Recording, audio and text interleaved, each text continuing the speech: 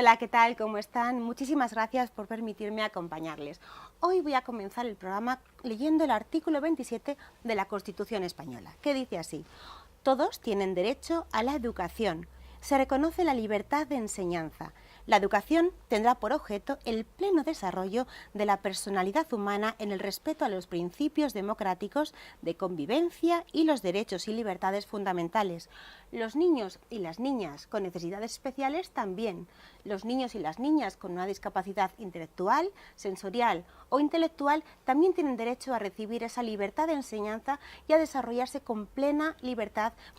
Prosigo ahora con el artículo 7 de la Convención sobre los Derechos de las Personas con Discapacidad de la ONU, que dice lo siguiente: los Estados tomarán todas las medidas necesarias para asegurar que todos los niños y las niñas con discapacidad gocen plenamente de todos los derechos humanos y libertades. En todas las actividades relacionadas con los niños y las niñas con discapacidad, una consideración primordial será la protección del interés superior del niño.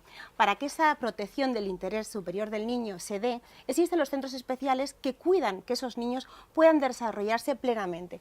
Por eso, desde Bebés en Marcha, queremos apoyar a la plataforma que dice así: educación inclusiva sí, especial también. Bueno, gracias por acompañarme. Tengo a Paco Bescós, que es padre de una niña con discapacidad intelectual y motora. Mi niña tiene parálisis cerebral con un 68% de discapacidad. Es muy pequeña, por lo tanto de momento no se sabe hasta qué punto llegará la discapacidad intelectual y hasta qué punto llegará la motora, pero bueno, de momento estamos trabajando en que sea lo mínimo posible, gracias a la educación especial precisamente. Hablamos de Paulina, ¿verdad? Hablamos de Paulina, sí, sí. Paulina tiene 3 añitos, ¿verdad? Paulina tiene 3 años, en mayo hará 4. ¿Cómo sucedió? Bueno, fue pues algo que le puede pasar a cualquiera. Es decir, como dice Andrés Aberasturi en su libro, ¿no?, sobre su hijo, pues Paulina vino a corroborar una estadística de que 1 de cada 2.000 niños durante el parto sufre una hipoxia. Y en su caso fue una hipoxia bastante grave, una falta de oxígeno al salir.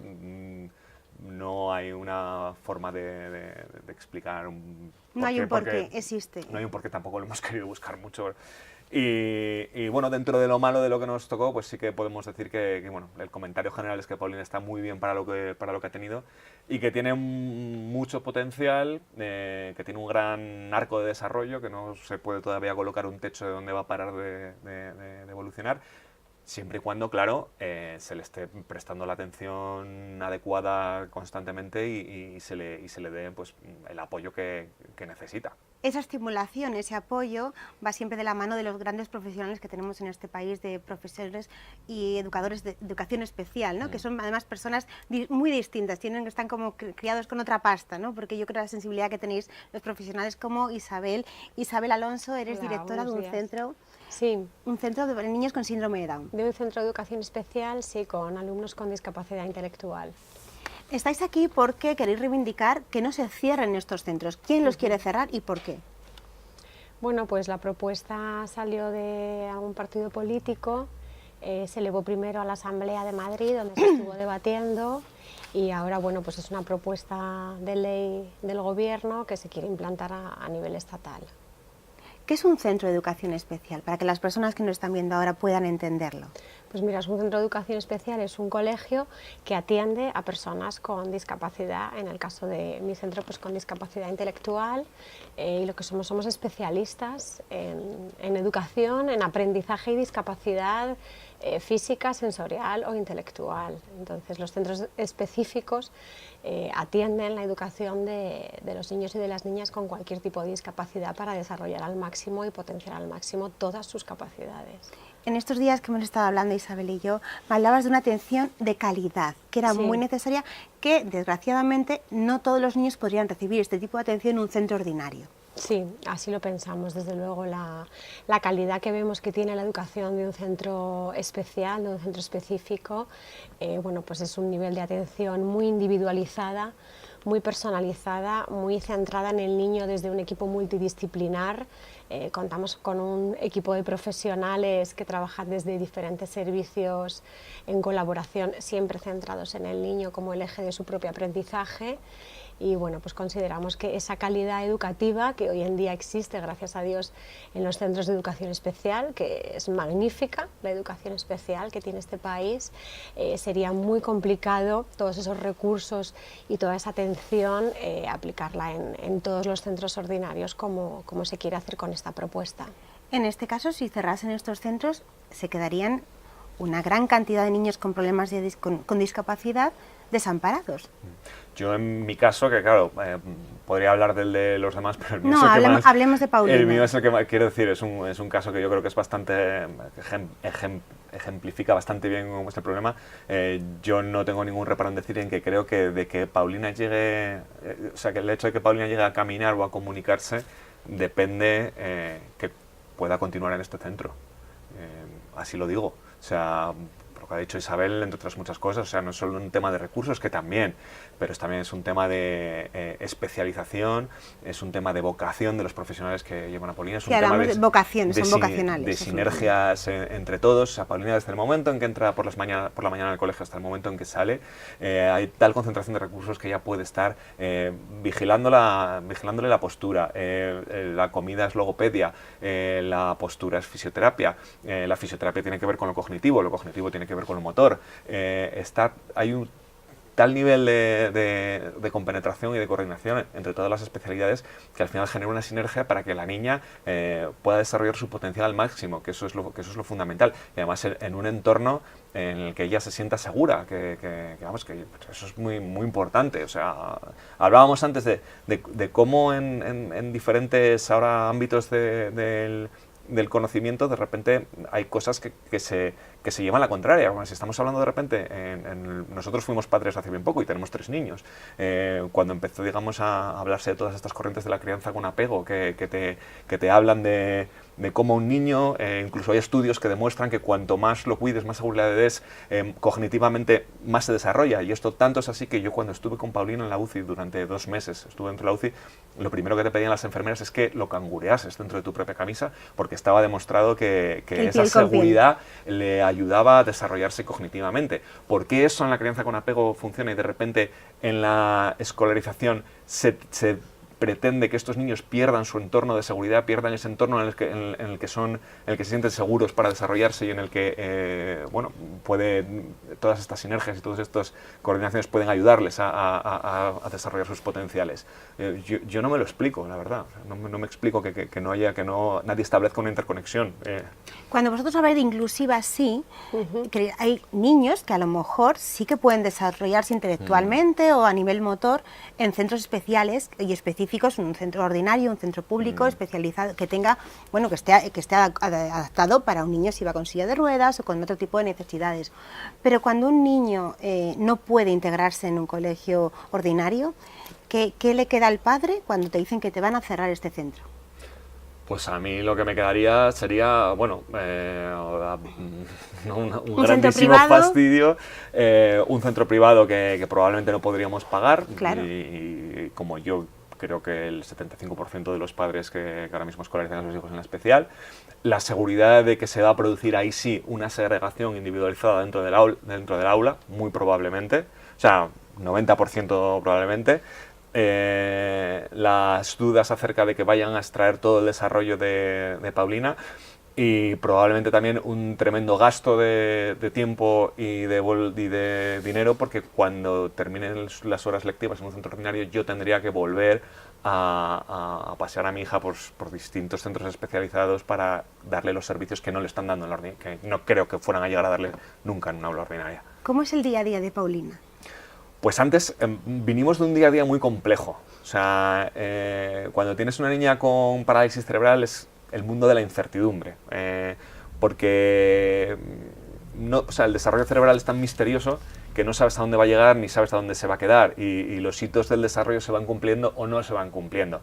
Entonces primero pasas por una especie de laberinto sanitario, vas de hospital en hospital, vas de especialista en especialista, los potenciales de la vista, a ver si puede ver, no puede ver, los potenciales de puede ver, no puede ver, el rehabilitador, hasta dónde va a llegar con lo motor, Luego pasas a una especie de laberinto burocrático por todo el tema de la atención temprana, que es un tema terrible al que nadie presta atención y que sí que se podría arreglar mucho más fácilmente que todo este jaleo que pretenden hacer con la educación inclusiva, ¿no? O sea, el tema de la atención temprana, dedicándole, eso sí que es tema de voluntad política y vienes de todos esos mundos en los que, bueno, pues prácticamente las administraciones pasan de ti y no le dan a tu hija de menos de 3 meses por lo que necesita para desarrollarse. Y por fin de repente entras en un centro especializado en que ves la luz. Ves la luz, así te lo digo. O sea, encuentras unos profesionales que van 18 pueblos por delante de ti, que te dicen lo que tienen que hacer, lo que tienes que hacer, que cuando lo haces ves respuestas inmediatas, que en el centro ves a otros niños mayores que los ves felices, que los ves los ves felices, evolucionar. ¿no? Qué importante, ¿no? Ver Sí. a tu niño feliz. Fíjate una cosa, yo no soy una excepción en esos padres que cuando te dicen, te recomiendan que lo más adecuado para tu hijo es un centro especializado, lo recibes como un jarro de agua fría. Y el primer día en que dejas a tu hija en un centro especializado, la llevas pensando que ese no es su lugar, o sea, te niegas a aceptar que ese sea su lugar. Porque digamos, la imagen o el relato que te han contado de un centro especializado, pues no sé, es muy deprimente, ¿no? Es el niño aparcado, y yo no sé si en algún momento existió ese tipo de centro especializado verdaderamente segregador, pero desde luego que no es la realidad actualmente. O sea, yo llego a ese centro especializado y lo que veo es, se lo decía el otro día la directora, ¿no? del centro, hay una pandilla de niñas que deben tener entre 10 y 12 años, que además hay algunas que van en silla de ruedas, hay otras que van caminando, algunas que pueden hablar, otras hablan menos, pero entre ellas siempre van muertas de la risa, acompañándose siempre juntas, cada una con su discapacidad y felices. Y yo siempre que me cruzo con ese grupo de niñas, el otro día venían de Cortilandia, justo antes de Navidad, y venían cantando la canción de Cortilandia, ¿no? Y yo cuando las veo digo, yo quiero que mi hija pueda ser una de estas niñas, que las ves felices, absolutamente felices, desarrollándose, sacando todos sus potenciales en este colegio que a mí, bueno, pues me ha dado muchísimas esperanzas, me ha abierto las puertas del optimismo, sinceramente. Hablabas, hace unos segundos me estabas explicando cómo funcionan los pictogramas, que es una manera de que tu hija, ahora con 3 añitos y medio, puede comunicarse. Y esto lo habéis aprendido en un centro de educación especial. No teníamos ni idea de que existiera antes de que la logopeda y especialista en lenguaje de este centro especializado nos habló de ello. O sea, nosotros, como te he dicho, bueno, antes de la continuidad de Paulina en este colegio depende mucho que sea capaz de llegar a andar y que sea capaz de llegar a comunicarse. Paulina tiene una gran disquinesia que la afecta mucho pues, su motricidad fina, que se llama, y uno de los aspectos de esa motricidad fina es la comunicación verbal. O sea, ella todo el tema de coordinar expulsión de aire con movimiento de labios, con movimiento de lengua, lo tiene muy difícil, con lo cual, bueno, pues tiene complicado la comunicación oral, ¿no? Si me lo permites, vamos a ver cómo te comunicas con Paulina. Perfecto. Ahora, cariño, podemos jugar con las pompas, jugar con el bebé, podemos ver Pocoyo o podemos leer un cuento. ¿Qué te gustaría hacer, cariño? Dime, ¿qué quieres hacer? ¿Quieres ver Pocoyo? No. ¿Qué quieres? ¿Leer un cuento? A ver, dímelo. A ver si aceptas. A ver si me lo dices. Ah, las pompas. Es lo que estás mirando, las pompas, ¿eh? Las pompas. Eso sí, ya me ha quedado claro las pompas. Muy bien. Isabel, hemos visto en el vídeo cómo Paulina, como la niña, se comunica, se expresa, cómo ha ido evolucionando, y todo es gracias también al trabajo de los padres, por supuesto, porque son unos padres muy especiales, son superhéroes. Para mí, yo creo que son absolutamente padres entregados y que en un segundo les cambia la vida y se ponen a ello. Pero también a vosotros, a los profesionales que hay detrás. ¿Qué pasaría con esos niños y qué repercusiones hay en esos niños, en su evolución y en su adaptación futura a la vida real, si no se potencia desde la infancia, desde los más pequeñitos? Pues mira, es una de las claves de la educación especial, que realmente estamos especializados en sacar el máximo partido de cada uno de nuestros alumnos para eso, para conseguir que tengan una vida lo más normalizada posible, que tengan una integración familiar lo más normalizada posible y que en un futuro tengan una inclusión social. O sea, la educación especial, el objetivo no es segregar, como se dice ahora en muchos ámbitos, es todo lo contrario, es incluir, o sea, es lograr que esas personas con esa discapacidad tengan todos los recursos a su alcance, los mejores especialistas trabajando con ellos para sacar su máximo potencial y que el día de mañana puedan llevar una vida normalizada e inclusiva en la sociedad. Nosotros, bueno, pues trabajamos mucho en los centros de educación especial, se trabaja desde el currículo ordinario del decreto de la Comunidad de Madrid, de infantil y de primaria, ¿no? Pero luego aparte incluimos en ese currículo una parte de autonomía, de independencia, que vemos que en los centros ordinarios no se trabaja porque un niño neurotípico esas cosas las aprende pues de una manera natural, sin necesidad de que sea un aprendizaje secuenciado. Un niño con discapacidad necesita que esos aprendizajes que también van enfocados a la autonomía y a la independencia estén estructurados, estén secuenciados y se les enseñe. Entonces, en la educación especial trabajamos mucho desde esa base para que en un futuro, cuando sean personas adultas, pues puedan tener una inclusión social. Muchos de nuestros alumnos, que han estado escolarizados pues sus 16, 17 años en un colegio de educación especial, bueno, pues ahora nos llegan, el otro día nos mandaron una foto de una exalumna nuestra con 30 años firmando su primer contrato en una empresa, porque bueno, pues después de su formación en un colegio especial, ha hecho sus programas de formación en un centro ocupacional, ha hecho su programa de formación en colaboración con la Universidad Autónoma de Madrid y a día de hoy, bueno, pues está trabajando en una empresa. Entonces, eso demuestra que la educación especial es inclusiva, es inclusiva. Entonces, bueno, damos mucha importancia a todo el tema este de la calidad educativa desde el principio, porque es la base, ¿no? Y esos aspectos consideramos que por muchos recursos que se dote la ordinaria, por muchos profesores de apoyo que se pongan, el cambio tiene que ser tan grande que no es solo en cuanto a recursos profesionales, ¿no? De incrementar profesores de apoyo, no se trata de eso, se trata de cambiar el currículum, cambiar la metodología del centro, adaptar los entornos, planificar actividades fuera del aula, y eso desde los centros de educación especial se contempla en la globalidad del alumno. Además, los centros ya funcionan. Cerrarlos sería, bueno, dejar a unos niños desamparados y... Sí, estás hablando de una modalidad educativa que funciona maravillosamente en España, que ha progresado muchísimo, porque, bueno, pues como decía Paco, si nos remontamos a hace muchos años, ¿no? Cuando en los años 80 eran centros asistenciales, pero es que hoy en día son colegios con sus programaciones, con su currículum, con sus adaptaciones, que enseñan a los alumnos, igual que cualquier alumno aprende en su colegio. Pues Isabel, Paco, gracias porque nosotros también nos unimos a decir que educación inclusiva sí, pero por supuesto especial también.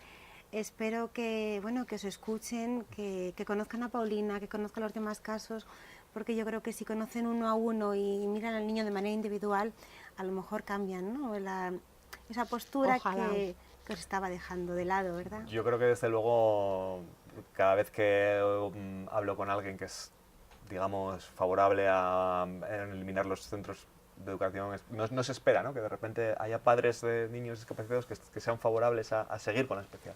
Y les vamos y son los casos individualizados lo que les convence. Esperamos que sí, que se recapacite, porque realmente la educación especial lo que hace es dar respuesta al derecho que tiene toda persona de tener una educación que garantice y que permita su inclusión social. Bueno, como hemos dicho, está la Constitución, y los niños con necesidades especiales o con discapacidad tienen exactamente los mismos derechos que todas las personas, y esperemos que os escuchen y que, bueno, pido las firmas de toda nuestra audiencia para seguiros en redes sociales que irán apareciendo, y que la voz que habláis a través de Paulina o a través del resto de niños sea escuchada. Gracias. Muchas gracias. Gracias.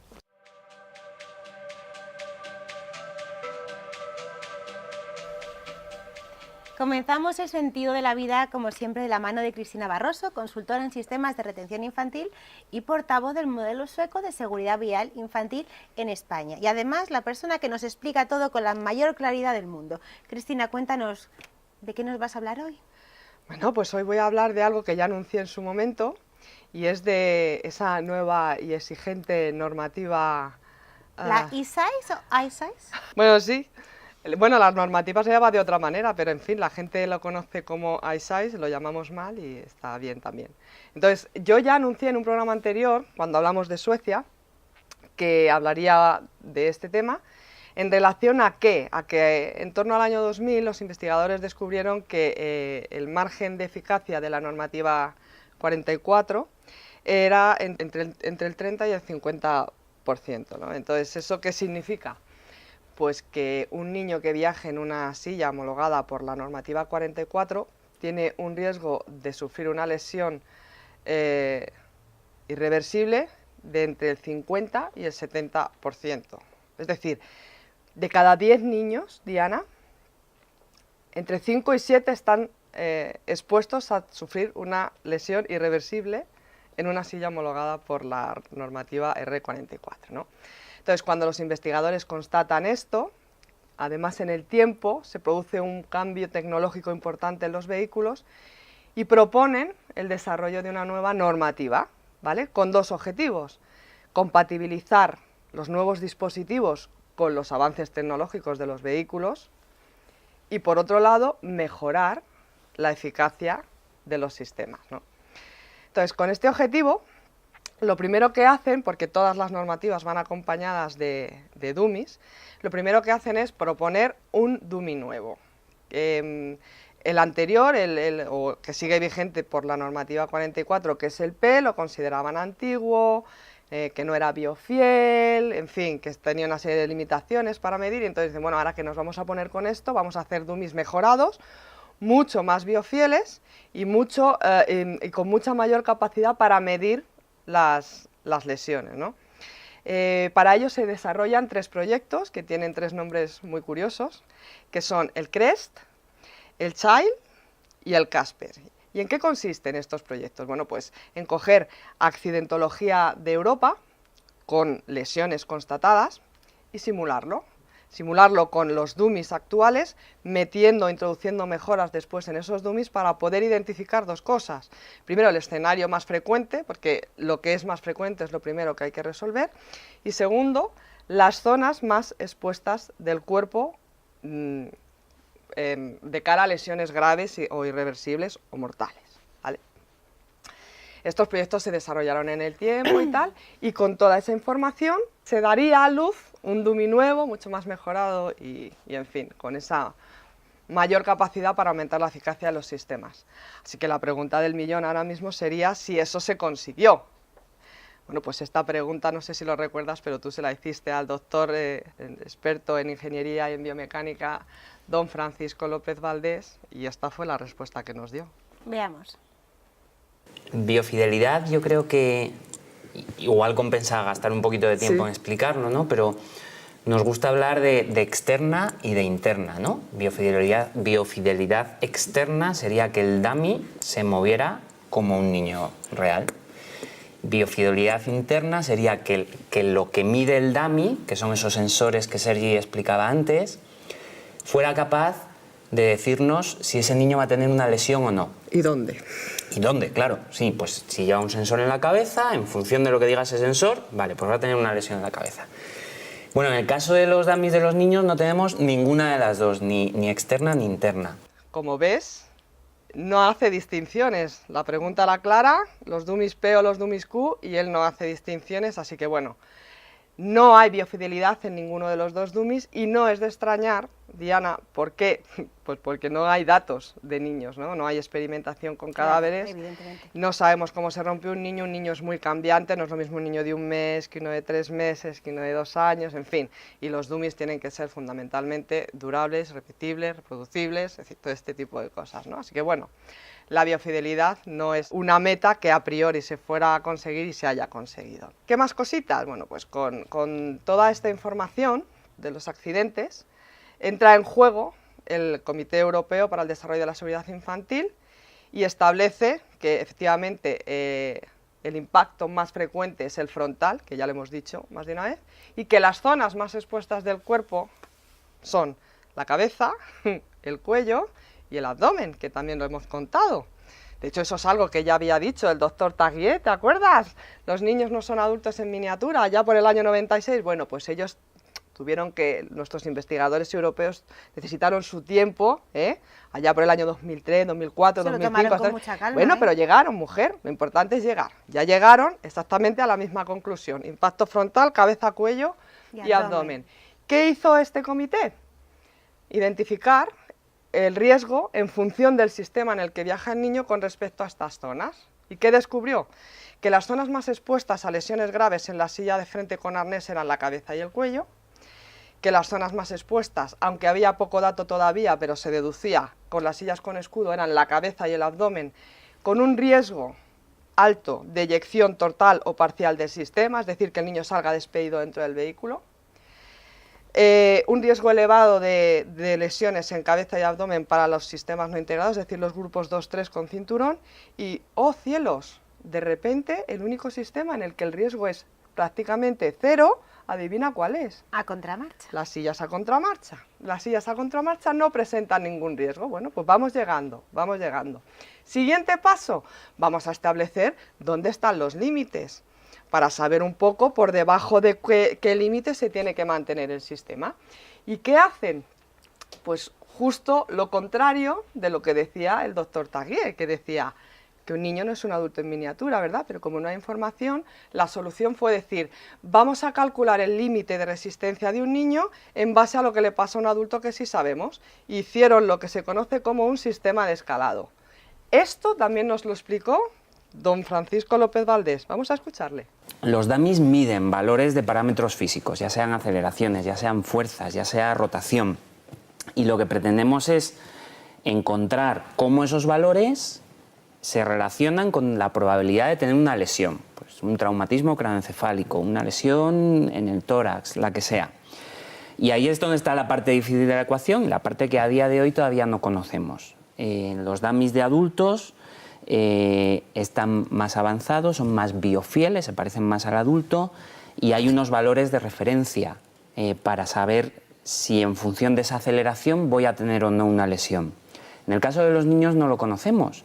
Lo que hemos hecho es usar unas relaciones matemáticas curiosas, no voy a entrar en... para escalar, es decir, bueno, pues si Jesús, que está ahí en plena forma, ¿no? Pues si él aguanta 3.000 newtons de fuerza en el cuello, pues un niño que es más pequeño, 1.850. No es así, ¿no? Pero unas relaciones matemáticas que no son correctas, que nos permiten obtener esos valores para los niños. Bueno, pues ya lo ves. Evidentemente. Así a ojo. Bueno, pues con esos límites dijeron con toda esa información, el impacto frontal, las zonas, los límites escalados, pero límites al fin y al cabo, el comité pone encima de la mesa lo que se conoce como Informe 514, en mayo de 2018, y que traducido al español es Criterio de lesiones para dummies Q en impacto frontal. Sometieron a 152 dispositivos a diferentes ensayos frontales, reduciendo el margen de riesgo del 50% al 20%, ¿vale? Si teníamos en la R44 un 50 como mínimo, vamos a restar un 30% para que sea más eficaz y lo reducimos a 20%. Y vamos a testar todos estos sistemas. ¿Qué pasó? Que salvo las sillas a contramarcha, todos los demás se salieron de los límites. Y uno dice, bingo, ya lo tienes. Todos los sistemas que no sean capaces de mejorar un 30% la eficacia no se podrán homologar con una nueva normativa. Eso da sentido a la propuesta de una nueva normativa. Eso es coherente con un discurso de seguridad mejorada. Y cuando tú el producto lo pones en el mercado y le dices a un padre que es un producto de nueva normativa y que es más seguro porque es de nueva normativa, le estás diciendo la verdad. ¿Sí o no? Por supuesto. Pues no. ¿No? No. ¿Cuál fue la solución? Uy, como se nos salen muchos, ya si eso volvemos a poner el límite en el 50% y así se pueden homologar otra vez. Y si por último, que lo único novedoso que hay es un ensayo lateral de impacto lateral, resulta que lo hacemos al revés y en el propio informe, el mismo en el 514 se especifica claramente que el dummy Q es subóptimo en impacto lateral, es decir, que no vale.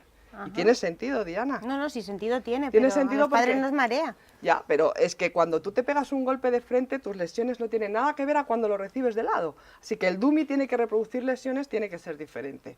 Repito, Si los dummies no son biofieles, si los valores están puestos a ojo, si los límites se establecen para favorecer al sistema y no al niño, y si lo único novedoso, que es un ensayo lateral, resulta que se hace al revés y con un dummy que no vale, ¿me puede a mí alguien explicar dónde está la mayor seguridad y la mayor eficacia de la nueva normativa de homologación iSafe? Y ojo, que quede claro que yo no tengo nada en contra de una normativa de homologación, ni de la R44 ni de la 129, pero estoy muy en contra de sostener un discurso de seguridad de cara al consumidor en base a algo que es claramente de requisitos mínimos, y a los hechos me remito, el niño es lo que menos pinta, ¿vale? Y por tanto, quiero dejar esto meridianamente claro, porque al final una normativa, y esto es lo que tiene que prevalecer, va de compatibilizar una silla con el coche. Tú sabes que yo le pongo un título, pues yo a este programa lo llamaría Normativa iSafe, lo que nadie te ha contado. Bueno, lo que nadie te ha contado, salvo Cristina Barroso, que te lo Efectivamente. acaba de contar. Eso es. Entonces, al final uno mira y dice, vale, ¿y ahora yo como consumidor qué hago? O sea, ¿a qué me agarro? Pues al Plus Test. Efectivamente. Lo único que nos queda a los consumidores es una prueba o una normativa de carácter voluntario, porque no es una prueba, es una normativa, y esto me gustaría dejarlo bien claro. El Plus Test es una normativa de carácter voluntario, en la que sí es verdad que hay un aumento claro de los sistemas, pero esa te la contaré en otro programa. Bueno, Cristina, nos despedimos siempre sabiendo que lo que hay que buscar en una silla es que tenga el Plus Test y que sea a contramarcha.